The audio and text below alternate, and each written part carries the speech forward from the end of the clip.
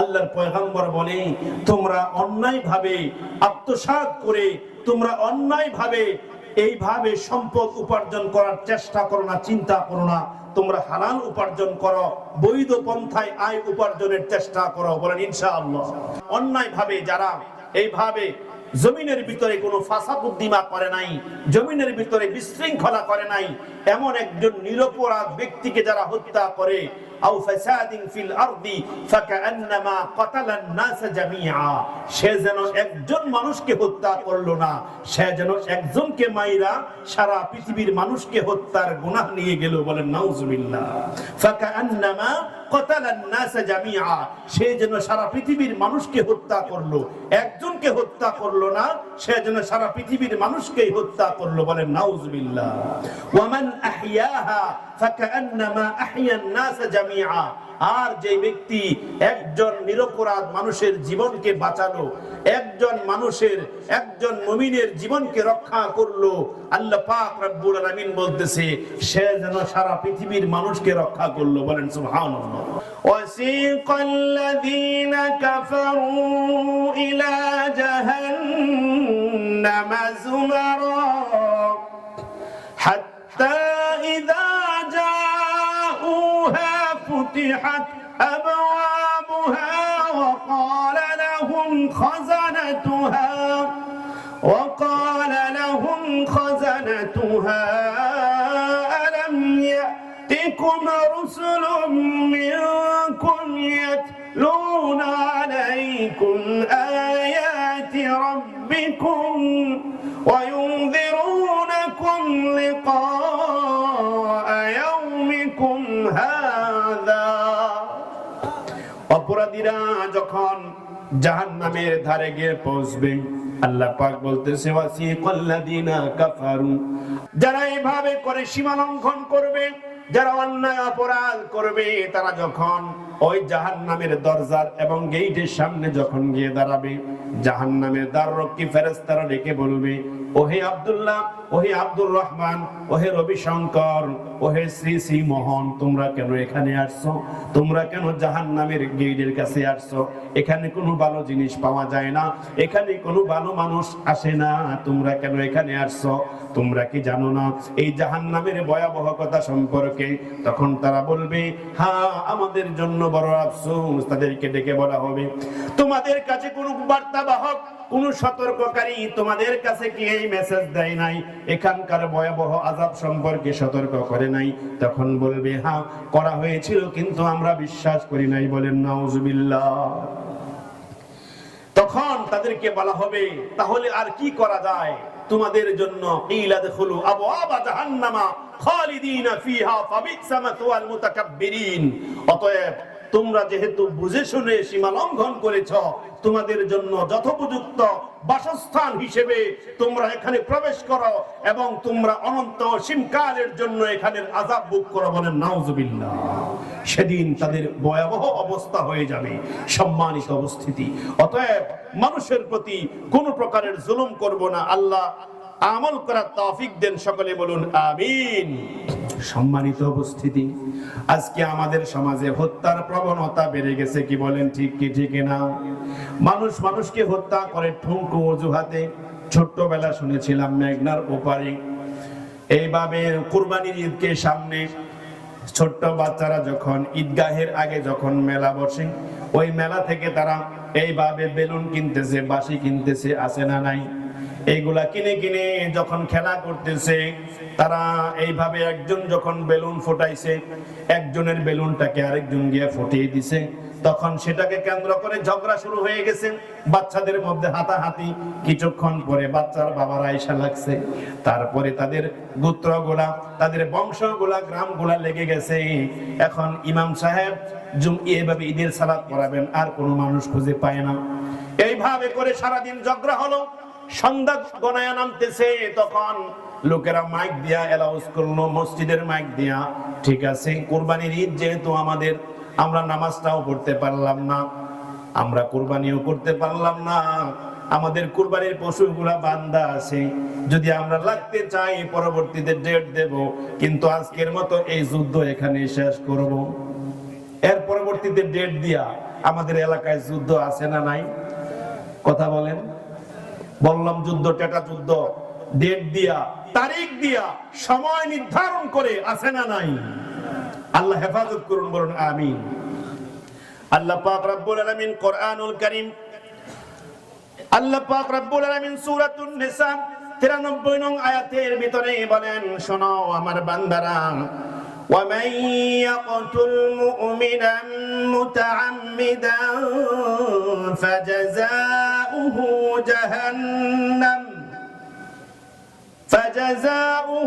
جَهَنَّمُ خَالِدًا فِيهَا।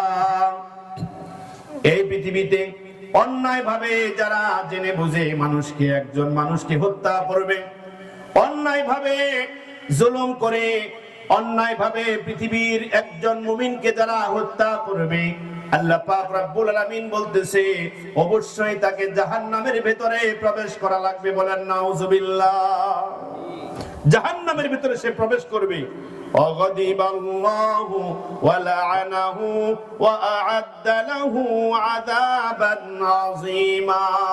অগদিবাল্লাহ, তার উপর আল্লাহ তাআলার গজব, ওয়া লাআনাহু, তার উপর আল্লাহ তাআলার লানত। বলেন নাউজুবিল্লাহ। ওয়া আ'আদ্দা লাহু আযাবান আযীমা, তার জন্য জাহান্নামের মধ্যে আল্লাহ পাক রব্বুল আলামিন আযাবকে শুধু বৃদ্ধি করবেন, শুধু বাড়িয়েই দিবেন। বলেন নাউজুবিল্লাহ।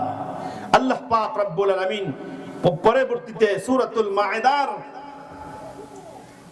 32 নং আয়াতে সুন্দর করে আবার বলতেছে, আও ফাসাদিন ফিল আরদি ফাকান্নামা কাতালান নাস জামিআ।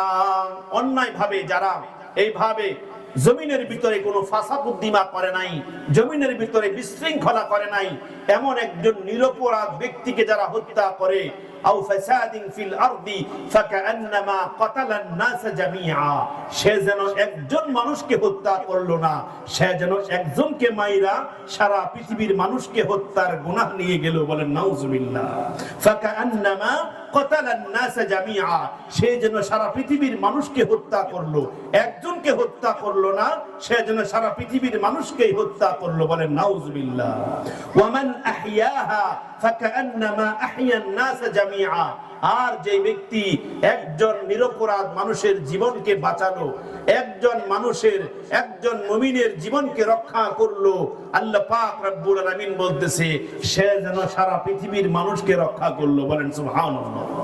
আমাদের চোরসু বুদ্ধিতে গত 2 সপ্তাহ 3 সপ্তাহ আগে 2টা মার্ডার হয়েছে, 2টা খুন হয়েছে। কি বলেন ঠিক কি ঠিক না? এই যে খুন খারাপি হচ্ছে দেশের মধ্যে, এত বেশি ফাসাদ উদ্দিমা হচ্ছে, রাসূল আকরাম সাল্লাল্লাহু আলাইহি ওয়াসাল্লাম আমাদের কি সুন্দর করে বলতেছে, ইন্না বাইনা ইয়াদাইস সাআতি, কিয়ামতের আগে এমন ভাবে ফাসাদ উদ্দিমা বৃদ্ধি পাবে, আইয়ামান ইয়ানজিলু ফিহাল জাহলু ওয়া ইরফাউ ফিহাল ইলমু ওয়া ইয়াকসুরু ফিহাল হারজু। কিয়ামতের আগে আল্লাহ রাসূল বললেন, আইয়ামান ইয়ানজিলু ফিহাল জাহলু, তখন মূর্খতা বৃদ্ধি পাবে, চারদিকে মূর্খ মানুষের ছায়ালাভ হবে। বন্ধুরা আমার, মূর্খ মানুষ বৃদ্ধি পাবে, এর মানে কি ডিগ্রিধারী মানুষের কোনো অভাব নাই সমাজে এখন। আগেরকার মানুষ এত বেশি শিক্ষিত ছিল না, কিন্তু ভদ্র ছিল, মার্জিত ছিল। কি বলেন ঠিক কি ঠিক না? এখনকার মানুষ অনেক বেশি শিক্ষিত হলো, কিন্তু মানুষগুলার মানবতা বোধ কমে গেল। কি বলেন ঠিক কি ঠিক না? IA pass, BA pass, matric pass লোক হলে মানুষেরা দেখতে আসতো। এখন ঘরে ঘরে মাস্টার্স, অনার্স, কি বলেন আছে না নাই? কিন্তু তাদের মধ্যে মনুষ্যত্ব বোধ নাই।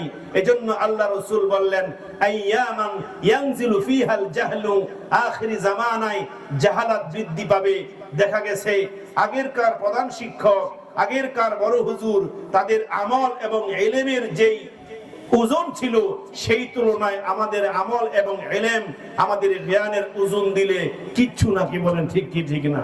বেশভূষা বাড়ছে আমাদের, কিন্তু ইলম এবং আমল কমে গেছে। কি বলেন ঠিক কি ঠিক না? একজন সন্দীপের হযরত খুঁজে পাওয়া যাবে? কথা বলেন।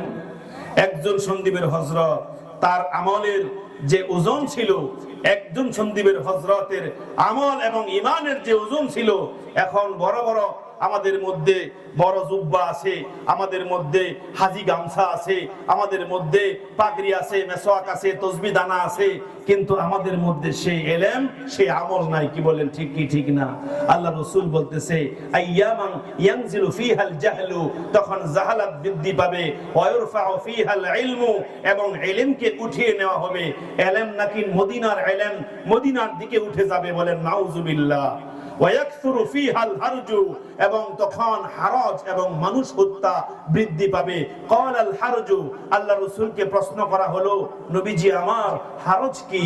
আল্লাহ রাসূল বললেন আল কতলু, আল কতলু, হারজ হচ্ছে মানুষ হত্যা, বলেন নাউজুবিল্লাহ। আজকে মানুষ হত্যা বেড়ে গিয়েছে, মানুষ মানুষকে দাদারসে হত্যা করছে, ক্ষমতায় টিকে থাকার জন্য মানুষ মানুষকে হত্যা করছে, নমিনেশন পাওয়ার জন্য প্রতিপক্ষ নেতাকে মানুষ হত্যা করছে। কি বলেন, ঠিক কি ঠিক না? এই জন্য খুব সাবধান হতে হবে। রাসূল আকরাম সাল্লাল্লাহু আলাইহি ওয়াসাল্লাম আমাদেরকে বলতেছে সিবাবুল মুসলিমি ফাসুকুন ওয়া কিতালুন কুফরুন, মানুষকে গালি দেওয়া, মানুষকে এইভাবে করে গালি দেওয়া, আমাদের মধ্যে গালি দেওয়ার প্রবণতা কম না বেশি? আমরা কথায় কথায় গালি দেই, আমরা কথায় কথায় বকা দেই, আছে না নাই? দাদা তার নাতিকে দেয়, নানি তার নাতিকে দেয়, দাদি তার নাতিকে দেয়, গালি ছাড়া কথা নাই, আছে না নাই? শুধু গালি। সিবাবুল মুসলিম ফাসুকুন, আল্লাহ রাসূল বলেন যদি কোনো মুসলিম মানুষকে গালি দেয় ও মুসলিম হবে, কিন্তু ফাসিক মুসলিম, সীমালঙ্ঘনকারী মুসলিম, বলেন নাউজুবিল্লাহ। ওয়া কিতালুল কুফরুন, এবং মানুষ হত্যা করা হচ্ছে কুফরি, মানুষ হত্যা করা হচ্ছে কুফরি, মানুষ হত্যা করা যাবে না। যা হয়েছে সেই জন্য আল্লাহর কাছে ক্ষমা চাইতে হবে, আল্লাহর কাছে রোনাজারি করতে হবে, পারবো তো ইনশাআল্লাহ? আল্লাহর কাছে বলতে হবে। রাত্র এখন অনেক হয়ে গিয়েছে বন্ধুরা আমার, 10টা ক্রস হয়েছে। এই সময়গুলাতে আমরা আল্লাহকে, যখন এই সময় আরেকটু অতিবাহিত হবে মধ্যরাতের পরে, আমরা আল্লাহকে আমাদের সকল পাপের জন্য আল্লাহকে বলবো। বলুন ইনশাআল্লাহ, পারবো তো ইনশাআল্লাহ?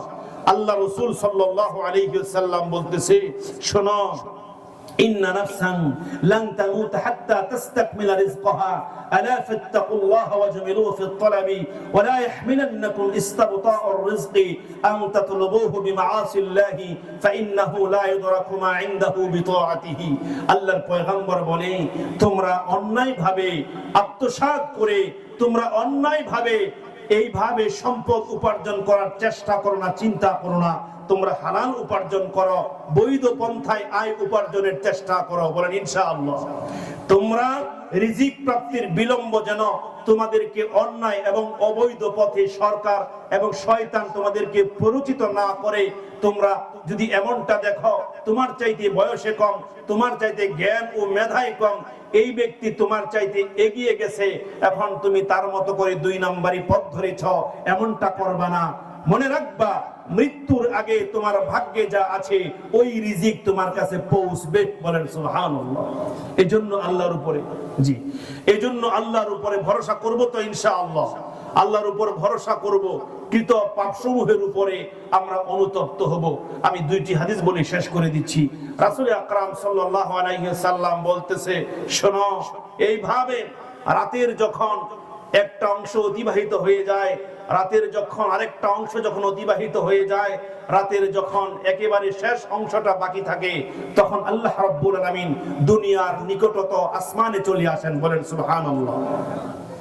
আল্লাহ পাক রব্বুল আলামিন তখন প্রথম আসমানে চলে আসেন। ইয়ানজিলু রাব্বুনা তাবারাকা ওয়া তাআলা কুল্লা লাইলাতিন ইলা সামাঈদ দুনিয়া হিনা ইয়াবকা সুলুসুল লাইলিল আখির।